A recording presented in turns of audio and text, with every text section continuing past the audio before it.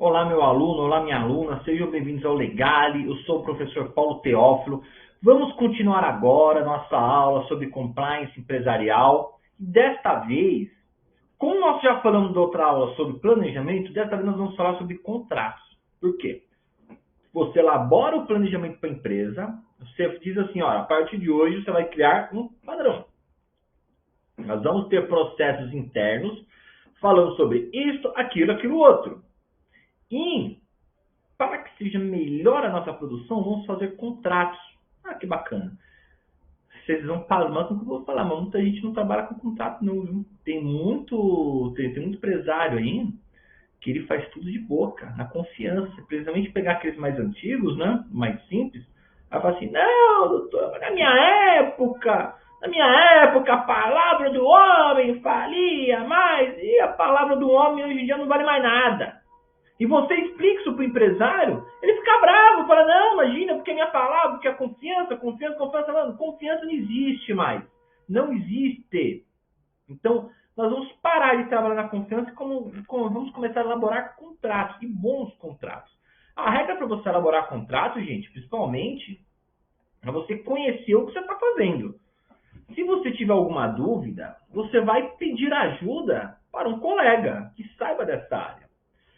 Por exemplo, vou fazer um contrato trabalhista, mas eu não entendo de trabalho. Eu vou conversar uma situação com um colega para ele me explicar algumas coisas. Por quê? Você vai fazer muito do contrato pensando na inadimplência.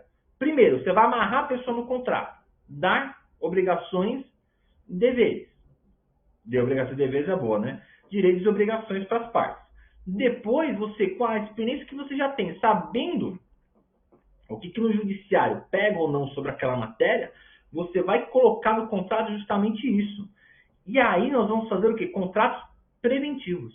Então, o que é o contrato preventivo? A elaboração de contratos preventivos devem vir em conjunto com um acompanhamento da sua execução, pois em alguns casos, como trabalhista, o princípio da verdade real pode relativizar a força vinculante do contrato. Então, assim, nós temos que ter um contrato preventivo e aí fazer o acompanhamento e execução do contrato.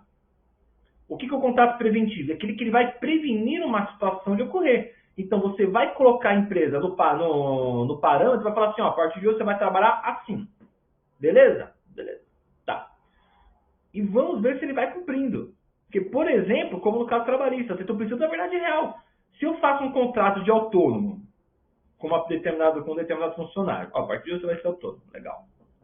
Aí o empresário fala assim, você tem um contrato de autônomo. Beleza, agora tô tranquilo. O senhor, 9 horas da manhã esteja aqui, pode ter seu horário de almoço, pode trazer marmita aqui, que eu não tenho refeitório, não tenho lugar para almoçar. Aí, você tem hora para sair e eu te ganho salário no final, te pago o salário no final do mês. Tá bom? É todo dia, segunda a sexta. A partir de agora você não pode faltar mais não. Se faltar, eu não quero mais você aqui. Pô, peraí, cara. Requisitos do contrato de trabalho, artigo 2 e 3 da CLT, você tá louco? Ele é autônomo? Não, doutor, mas eu tô com um contrato autônomo. Dane-se o contrato. Você está criando uma situação de verdade real que mostra que ele não é mais autônomo, ele é um empregado. E aqui, gente, nós temos neste exemplo a fraude, que é aquilo que eu falei para vocês antes do artigo 9 da CLT. Lembra que eu mandei vocês olharem o artigo 9 da CLT? Agora nós vamos olhar. O que ele fala? São nulos de pleno direito os atos praticados com o objetivo de desvirtuar, impedir, fraudar ou aplicação dos direitos contidos na presente consolidação. Ou seja, tudo que você tenta fraudar no direito trabalhista é nulo. Então não adianta você colocar no planejamento estratégico um contrato de autônomo, sendo que aquele empregado vai trabalhar todo dia. Então nós temos que acompanhar a execução do contrato, para termos a certeza de que este contrato está sendo trabalhado de forma legal. Que aquele planejamento que eu fiz, eu falei assim, olha, você vai ter aqui esses funcionários de forma autônoma para tentar reduzir o seu custo com folha de salário. Isso foi planejamento. Beleza, planejamento trabalhista. Como que nós vamos executar? Com funcionários autônomos. Então, eu vou contratar aqui 3 funcionários para ser autônomo. Beleza. Vamos fazer um contrato aqui como autônomo. A partir daqui, nós vamos criar uma estratégia para mostrar que ele é autônomo. O dia que ele quiser mandar alguém no lugar dele, documenta, guarda e faz um dossiê. Faça um dossiê. Ou seja, fala para o empregado, fala para o empregador, tem uma pasta própria para você guardar arquivos de funcionário. Ele tem que ter isso. Ah, mas é autônomo. Ótimo. O cara mandou alguém para ajudar no trabalho, beleza, arquiva isso em paz. Porque se amanhã ele entrar com reclamação trabalhista, você não tem só o contrato, você tem todas as provas de que ele realmente era um autônomo.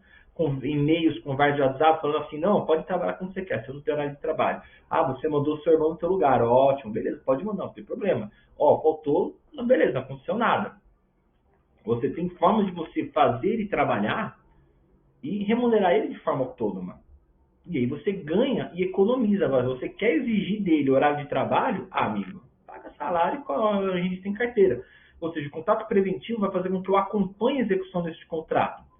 E vocês perceberam que eu falei que o contrato trabalhista ele vai adequar, perdão, ele vai estar sempre em adequação ao planejamento estratégico daquela empresa que eu fiz.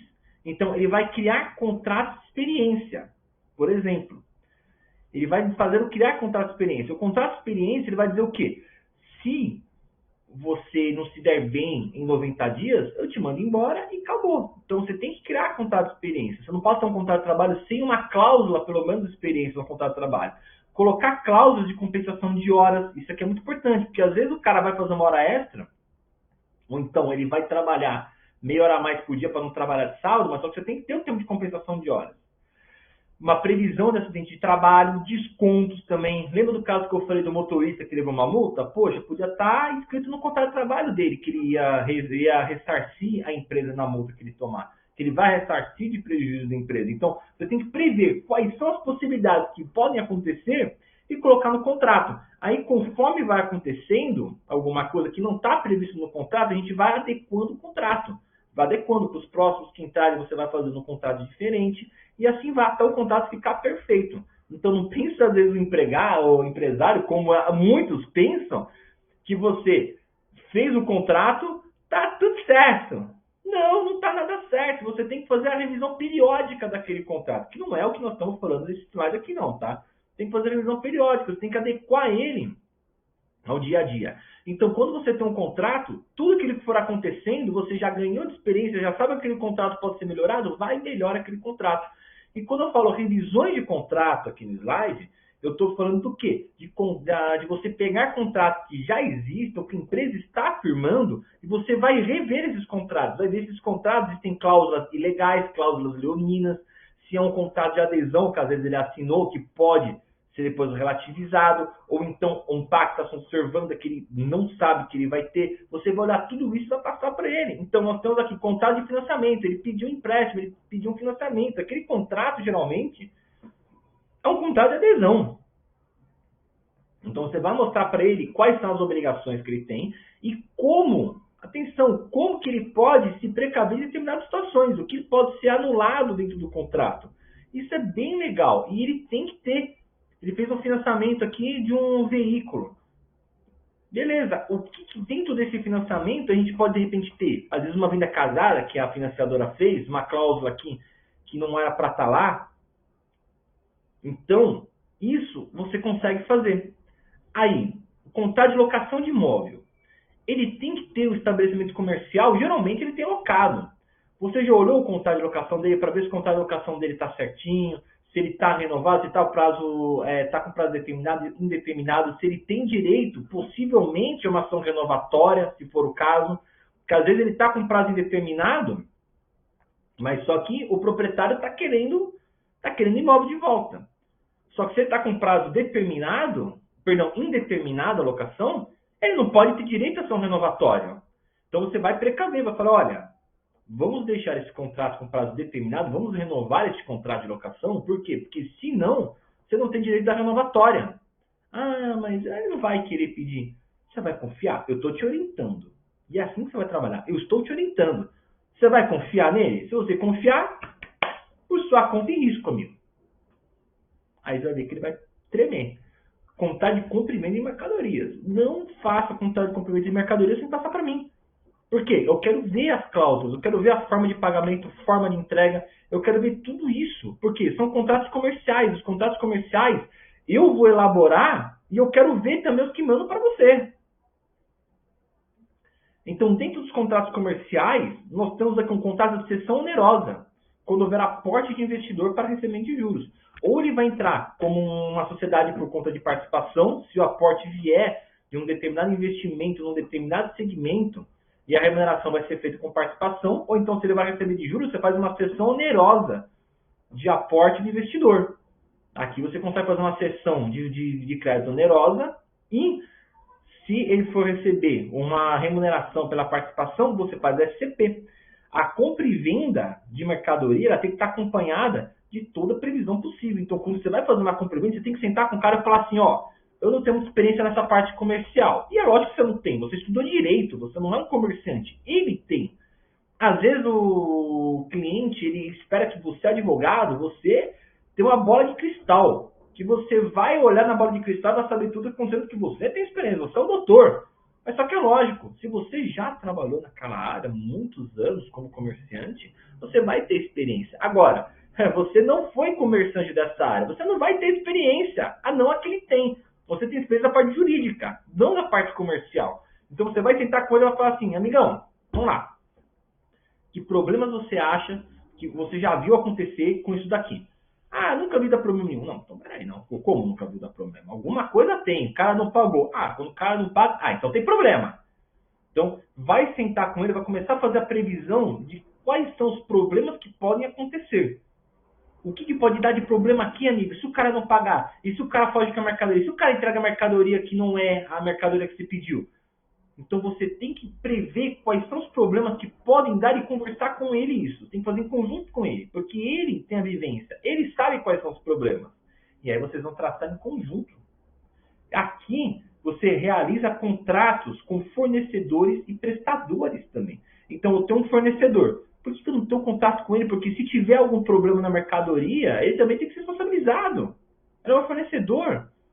O CDC fala isso. Então ele tem que estar ciente. E o meu prestador de serviço também. Porque se o meu prestador de serviço faz alguma bobeira, eu acabo sendo responsabilizado. Eu tenho que ter direito de regresso contra ele. Então tem que fazer o contrato também com fornecedor e prestador. Para você depois, eventualmente, ter o direito de regresso contra eles. Caso ocorra algum problema. E é importante mesmo você ter isso aqui. Prosseguindo, aqui é legal pra caramba. Importação e exportação. Tema, inclusive, da minha dissertação de mestrado. Quando você vai fazer um contrato de importação e exportação, você está lidando com contratos internacionais. Quando você lida com contratos internacionais, aqui é bem importante você, primeira coisa, saber qual é o tipo de relação comercial que ele está tendo e qual a legislação que vai ser aplicada. Além disso, você pode observar os chamados Incoterms. O que é os Incoterms? São termos criados pela Organização Mundial do Comércio e são termos internacionais, que aqui ele já tem as formas exclusivas de contratação. Então você pode fazer um contrato de prestação, um contrato de importação e exportação internacional e fixar uma cláusula do Incoterm. Muito prático isso daqui. Então são cláusulas contratuais aplicadas na transação de compra e venda internacional. Eles vão dar deveres e obrigações do exportador e importador, que é o que é chamado a lei do comércio, a lex mercatória. Então, quando você tem a regra da OMC, que vai falar, olha, o Incoterm tal vai gerar isto, você já faz o contrato dizendo que a compra e venda vai ser pela aquele determinado Incoterm. Essa é a lex mercatória. É a lei do comércio. E aqui eu estou trazendo para vocês, para finalizar a aula, alguns desses Incoterms mais utilizados nas exportações e importações. Eu tenho aqui o EXW, que é o Ex-Works. O vendedor ele vai colocar a mercadoria à disposição do comprador no estabelecimento do vendedor, no prazo estabelecido. Não se responsabiliza pelo desembaraço da exportação e nem pelo carregamento da mercadoria em qualquer veículo. Ou seja, ele coloca Ex-Works. Eu coloco lá para você, você que venha retirar a mercadoria dentro daquele prazo. Eu não me responsabilizo pela mercadoria. Certo? O CIF, Cost Insurance and Freight. Eu, na verdade, gente, eu sou péssimo, tá? Para deixar claro a questão da risada, eu sou péssimo de pronunciar inglês, tá? Então não dê risada quando eu estiver falando daqui em inglês, e eu sou péssimo de inglês. Vamos voltando. O custo, seguro e frete. O porto do destino nomeado. Além de eu arcar com as obrigações e riscos previstos pelo termo FOB, que é o próximo que eu vou falar, o vendedor contrata e paga o frete, custos e seguros relativos ao transporte da mercadoria até o ponto de destino combinado. Então, o vendedor ele vai se responsabilizar pelos custos de frete, além do FOB, que é o Free On Board, desculpa, que é o livre a bordo, o porto de embarque nomeado. O vendedor ele encerra suas obrigações e responsabilidades quando a mercadoria desembaraça para exportação e é entregue arrumada a bordo do navio de embarque, ambos indicados pelo comprador dentro do período acordado. Ou seja, no FOB, diferente do CIF, eu coloquei a mercadoria no navio ou no avião. Pronto, acabou minha responsabilidade aí. Daí para frente é sua. No CIF, ali eu vou pagar o frete, os custos, até que a mercadoria chegue no destino. E o FCA, que é o Free Carrier, livre no transportador, o vendedor completa suas obrigações, encerra sua responsabilidade quando entrega na mercadoria desembaraçada para exportação ao exportador ou outra pessoa pelo comprador no local nomeado país de origem. Então nós vamos nomear um local. Eu tenho que entregar ali. Pronto, minha responsabilidade acaba quando eu entregar a mercadoria ali. Então quando você vai fazer uma vinda internacional, você pode fixar um desses termos no contrato. E isso ele já reduz um monte de coisa, que você percebe que ele já te dá a forma de responsabilidade e até onde que está a sua obrigação. Beleza, gente? Então, é isso. Aguardo vocês na próxima aula, pois vamos falar um pouco mais sobre a criação de estratégia e avaliação de riscos. Te aguardo.